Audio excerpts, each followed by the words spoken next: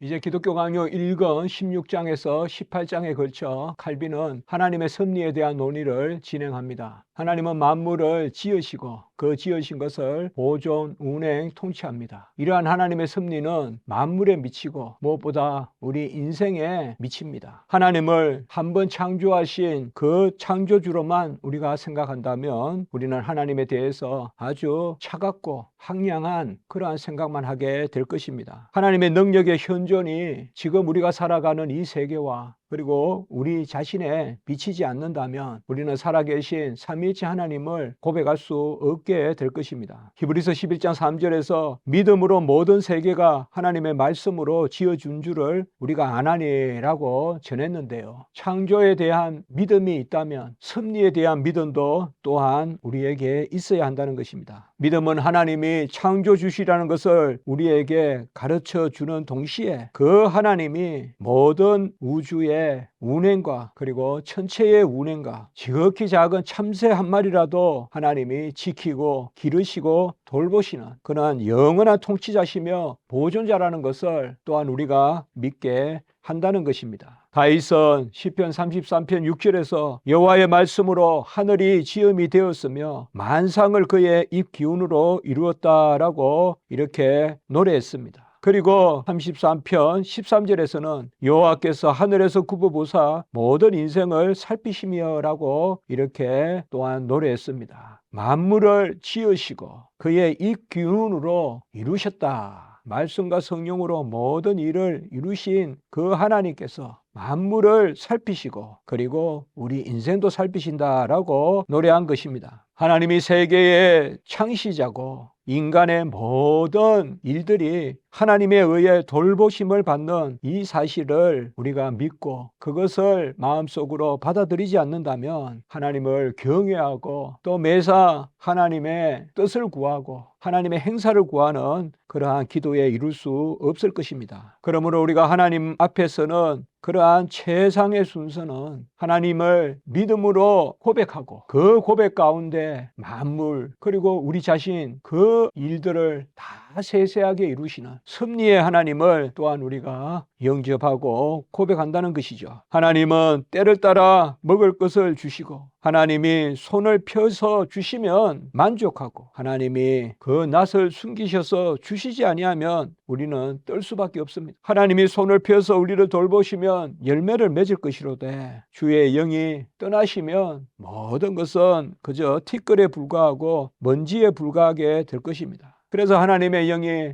만물을 새롭게 하도다. 이것은 하나님의 섭리를 노래하는 것입니다. 시편 104편 27절에서 31절에 걸쳐서 이 하나님의 섭리와 경륜이 찬미되고 있는 것입니다. 사도행전 17장 28절에 보면 우리가 그를 힘입어 살며 기동하며 존재하느니라. 우리를 지으신 하나님, 내가 너를 낳았다 하신 하나님, 그 하나님께서 우리 안에 살며 기동하며 존재하고 계십니다. 그 하나님을 힘입어서 우리가 날마다 호흡하고 날마다 자라가고 이 지상의 삶 가운데 하나님의 뜻을 이루는 열매를 맺는다는 것입니다. 하나님은 아버지로서의 호의, 부성적 호의를 베풀어 주십니다. 그것은 창조의 사랑일 뿐만 아니라 우리를 매번 돌보시는 그 섭리의 사랑이라는 것입니다. 그러므로 살아계신 하나님을 우리가 아멘하고 또 그를 찾고 부르고 그에게 의지하고 간구하고 그리고 만물을 통하여 만사를 통하여 하나님께 영광을 돌리는 것은 바로 그 하나님의 특별한 돌보심, 그것이 우리가 이 땅에서 살아가고 또 이 땅에서 하나님의 백성으로 그렇게 열매 맺는 삶을 살아가는 유일한 길이라는 것을 마음속에 새기는 것이라는 것입니다. 그러므로 어떤 운명이나 우연이 아니라 모든 것은 하나님의 뜻대로 경륜대로 섭리대로 된다는 것입니다. 우리는 좋은 일이 있거나 나쁜 일이 있거나 순경이든 역경이든 운명에 돌리려고 하는 타고난 나쁜 습성이 있습니다. 그러나 하나님께서는 우리의 머리털까지 다 세신 바 되신다라고 그렇게 마태복음 10장 30절에서 말씀하고 있습니다. 일어난 일이 무엇이든 하나님은 헤아리십니다. 그리고 뜻하시고 작정하시고 친히 이루시는 그 하나님의 숨겨진 계획이 있습니다. 생명이 없는 것들도 그렇게 하시고 생명이 있는 모든 것들도 그렇게 하시되 무엇보다 우리 인생을 하나님이 특별히 돌보십니다. 그래서 칼빈은 하나님의 현존하는 손이 우리를 이끄시고 또 현존하는 손이 우리를 지시한다. 그리고 그 현존하는 손이 우리에게 능력을 베푸신다. 이렇게 이야기하고 있는 것입니다. 태양은 가장 큰 광채를 발하고 또 빛은 강압성을 일으키고, 그렇지만은 태양이 하는 일이 아니라는 것입니다. 태양 때문에 만물이 번신력을 얻고 또 생육하고 또 자라고 하는 것이 아니라는 것입니다. 진정 여호와가 태양의 운행을 주장하신다는 것입니다. 태양을 있게 하신 그 하나님께서 그 태양을 낮에 비추게 하시고 각종 풀과 열매로 충만하게 하신다. 그래 창세기 1장에 기록되어 있는 것입니다. 경건한 사람은 태양을 바라보지 않고 태양이 있기 전에 태양을 있게 하신 그 하나님을 생각해야 됩니다. 그리고 그 하나님이 지금도 태양을 운행하시고 태양이 없으면 아무것도 할 수 없다라고 우리는 말하지 말고, 하나님이 계시지 않으면 태양도 없고 하나님이 계시지 않으면 태양의 운행도 없고, 그래서 우리에게 비추는 그 햇빛이 하나님이 친히 섭리하시는 그 아버지의 호의, 부성적 호의를 베푸심으로 인한 것이다 라는 것입니다. 그래서 봄이 겨울을 따르고 여름은 봄을, 가을은 여름을 차례로 따르는 것이 우리는 자연스럽다라고 이렇게 말하고 자연의 운행이라고 말하지만 그것은 하나님의 돌보심입니다. 매년 매월 매일이 새롭고 특별한 하나님의 섭리에 의해서 조정된다는 것입니다. 철학자들은 어떤 일반적인 원리나 어떤 운동의 첫 번째 기원, 이런 것을 가지고 이야기하지만 우리는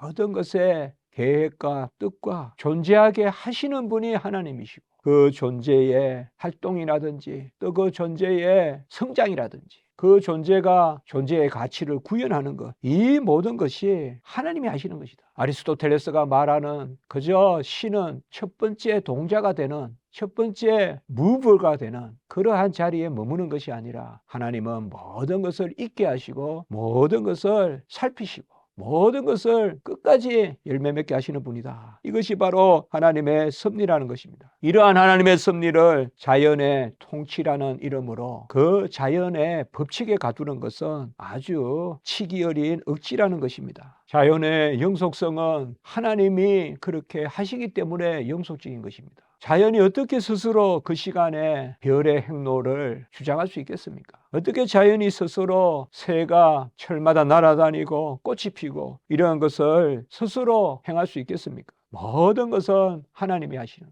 우리는 법칙이라고 하지만은 그 법칙도 하나님의 뜻 가운데 있는, 이것을 아는 것이 가장 유용한 교리다. 그렇게 칼빈은 말하고 있는 것입니다. 하나님의 섭리를 아는 것, 하나님의 살아계심과 일하심을 아는 것, 이것이 가장 유용한 교리고, 다윗이 말했듯이 어머니의 젖에 매달려 있는 아이들까지라도 하나님의 영광을 송축하는 유창한 입을 가지고 있다고 외치는 것입니다. 다 우리는 하나님의 돌보심을 받습니다. 천상적 돌보심이 있습니다. 이것을 우리는 매일 경험합니다. 눈을 떠서 햇빛을 보면 그 햇빛의 따스함을 느낄 때 우리는 이것을 경험하는 것입니다. 밤의 별과 달을 보고도 하나님께 영광을 올리는 것입니다. 하나님의 전능하심에 합당한 찬송을 올려드리는 자들은 하나님의 소유는 하늘과 땅에 다 미치고 모든 것이 하나님의 뜻에 있고, 달리 말하면 모든 것은 하나님께 순종하고 있다. 만물이 하나님께 순종하고 있다. 만물이 하나님의 뜻을 따르고 있다. 이것을 찬송하게 되는 것입니다. 그리고 모든 피조물이 하나님의 보호 아래서 안전하게 거하고 쉬고 있다는 것을 또한 찬송하는 것입니다.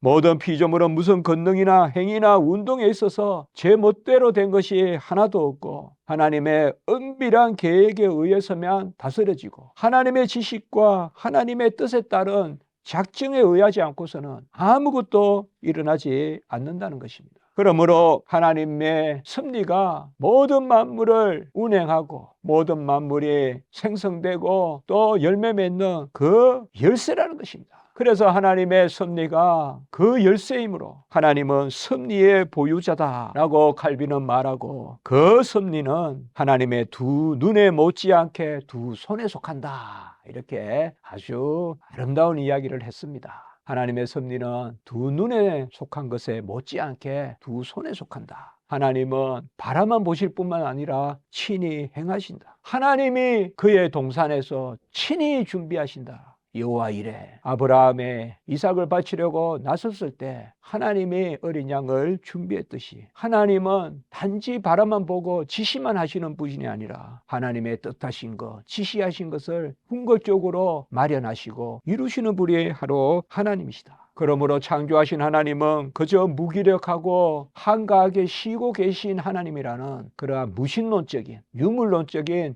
에피쿠루스주의자들의 주장은 전혀 헛된 것입니다. 하나님은 지금도 바삐 일하십니다. 하나님은 지금도 모든 것을 불가해한 하나님의 지혜로 조절하시고 조정하십니다. 가장 적절하게 주시고 가장 적당한 때 베푸십니다. 이 하나님의 일하심, 그 하나님의 일하심 가운데 예수 그리스도 성자 하나님의 일하심이 함께 있는 것입니다. 아까 우리가 인용했듯이 사도행전 17장 28절에 우리가 그를 힘입어 살며 기동하며 존재하느니라. 이것은 삼위일체 하나님 그 능력 가운데 우리가 살고 움직이고 존재한다는 것입니다. 그리고 히브리서 1장 3절에 하나님이 능력의 말씀으로 만물을 붙드신다라고 이렇게 말씀했습니다. 삼위일체 하나님이 섭리주가 되십니다. 아버지의 뜻과 아들의 지혜와 그리고 성령의 능력으로 만물을 지으신 그 삼위일체 하나님이 만물의 섭리를 또한 주장하신다는 것입니다. 그러므로 그 어떤 일도 우연히 일어나지 않습니다. 우리 모세오경과 선지서들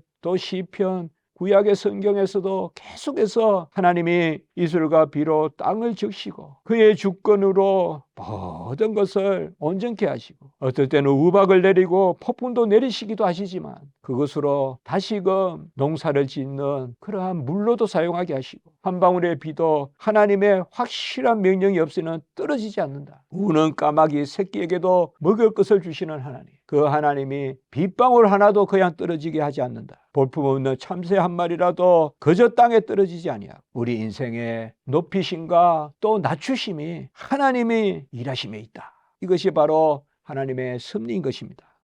정리하자면 첫째, 하나님의 능력의 현존이 창조뿐만 아니라 운행, 통치, 보존을 통한 그 창조의 영속적인 상태 가운데서도 계속해서 빛난다는 것입니다. 둘째, 하나님은 우리 안에 살며 기동하며 존재하시며 인간사 모두를 아버지의 호의, 부성적 호의를 베푸사 특별히 돌보신다는 것입니다. 셋째, 하나님은 자기의 확실하고 확정된 뜻에 따라 은밀한 계획대로 모든 것을 자기의 현존하는 손으로 친히 다스리신다는 것입니다. 넷째, 하나님의 섭리는 눈에만 있지 않고 손에도 있는 바 그 무엇도 운명과 우연에 맡겨진 것은 없고 하나님은 항상 일하시고 단지 쉬고 계시고 무기력한 하나님이 아니시라는 것입니다. 이러한 섭리주 하나님, 우리는 이 하나님을 창조주 하나님과 함께 믿는 것입니다.